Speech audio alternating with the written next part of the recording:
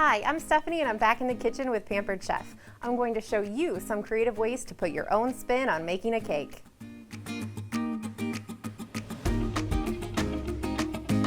When baking, a lot of people feel tied to the recipe. While baking is about precision, there are a few simple ways you can switch up ingredients or add in your own and create a whole new flavor profile. So first things first, there is no shame in using a cake mix. They are inexpensive, easily accessible, and best of all, a blank canvas. Just because you buy a yellow box cake mix doesn't mean you have to make a yellow cake, and that's exactly what I'm gonna do today. I have a yellow cake mix, but I'm actually gonna make an apple cinnamon cake. All right, so let's do this. So I'm gonna just add in my cake mix, and then I'm gonna add my eggs and oil, just like I normally would.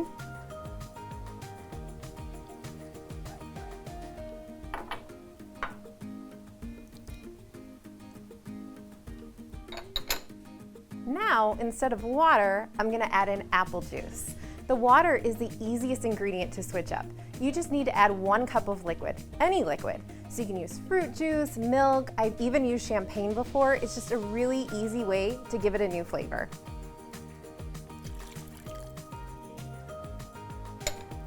Finally, I'm gonna add in 2 teaspoons of cinnamon.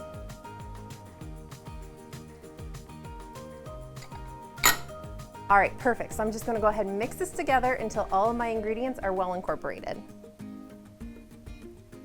So I'm using Korinji cinnamon. The spice is just a really great way to give it a rich flavor, even when using a box mix.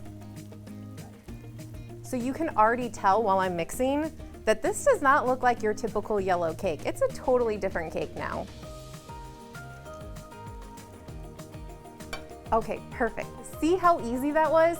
Now all we have to do is fill up our pans and bake it like you normally would. So instead of using a typical sheet pan, I'm actually going to use these 4-layer cake pans. And this way it will give me a lot to work with as far as cake decorating. So what's great about these pans is there's actually a fill line inside the cake pan. So I'm not measuring it out. I have even layers. It just makes it super easy for me. So a rubber spatula will be your best friend in the kitchen. Not only am I using it to make sure I get every last bit of cake batter, you can also use it to prevent spilling batter between pans. So while our cakes are in the oven, let's make our icing. We are gonna make a classic buttercream, which is not only delicious, but perfect for cake decorating. So I have all my ingredients ready. Higher quality ingredients will give you better flavor. So let's use butter as an example. Higher quality butter usually means a higher fat percentage. So I would just recommend to you to think about what you're baking. If you're baking something where butter is a main ingredient, maybe like puff pastry or the delicious buttercream, then maybe reach for the higher end stuff. So I'm gonna add 2 cups of unsalted butter. Why unsalted, right? It's basically so we can control how much salt goes into our recipe. As a general rule of thumb when you're baking, always use unsalted butter unless your recipe tells you otherwise. All right, now I'm going to use 1 cup of shortening. The reason why we use shortening and butter is so that we get that delicious flavor from the butter, but shortening actually has a higher melting point than butter, so it stands up better when decorating cakes. All right, I'm gonna go ahead and cream this together until it's nice and incorporated.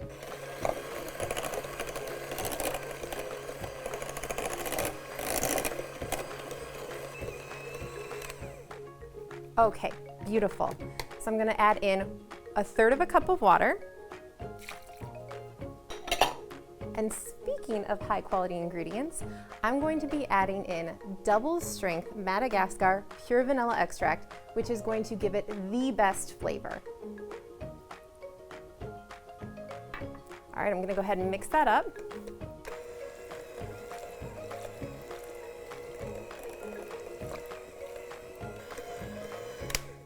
So next, I'm gonna add in my sugar.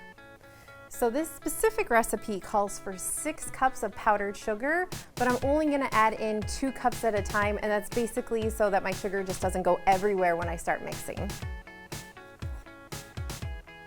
Now I already measured out my powdered sugar, so I don't have to be too exact with my 2 cups. It's, again, just so the sugar doesn't go everywhere.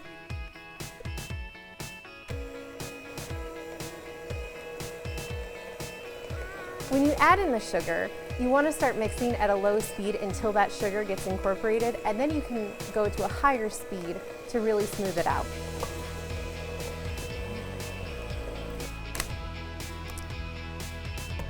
So now that I'm getting to the end of adding my sugar, I'm going to scrape down the sides of the bowl. Remember what I told you about this being your best friend? All right.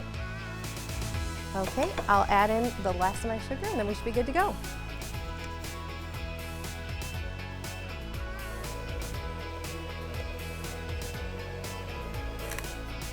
Okay, and we are good to go. See how easy that was? So the next time you're in the store tempted to reach for that can of icing, remember it's just a few simple ingredients to make your own. So now we're ready to decorate our cakes. I'm not going to decorate this the traditional way. I'm going to do a naked cake, which is basically just a cake that you don't fully cover in icing. Now the reason I'm doing that is because I really want people to see these layers because the cinnamon gave it such a rich color. So I have my Lazy Susan, a decorating bag that I prepared with a round tip and our buttercream icing, and I will start by just putting a little bit of icing in the middle, and that's just to hold the cake in place. So I will add my cake, and you want to make sure you put the flat side down. It's also very important to make sure that your cakes have cooled completely before you start decorating. So I'll just put that cake here. Okay, now I'm going to go around and fill it with dots, and my Lazy Susan is really going to help make that super easy for me.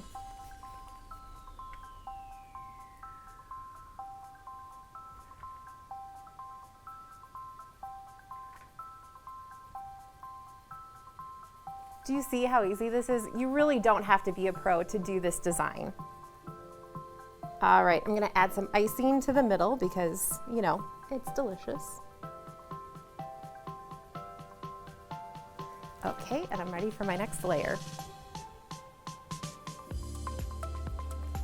Okay, I want to just pat it down just a little bit so that it sticks to the layer below, but not so much that I'm squishing out all the icing.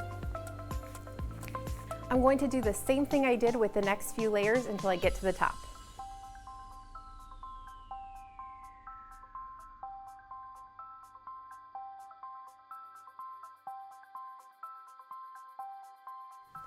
So this is how I'm decorating my cake, but again, get creative. You don't have to do it the exact same way. You can switch things up, add color to your icing, whatever you want. Okay, so now I'm on my last layer. You want to make sure you put this side down so you have that nice flat top and the nice even color. All right, so I'm just going to put that there.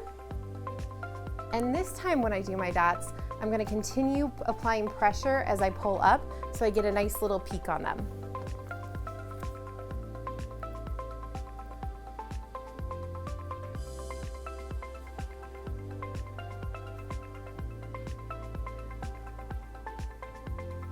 Beautiful, but I'm not done quite yet. I'm gonna add a little bit of sprinkle of cinnamon for color, and again, because it's delicious.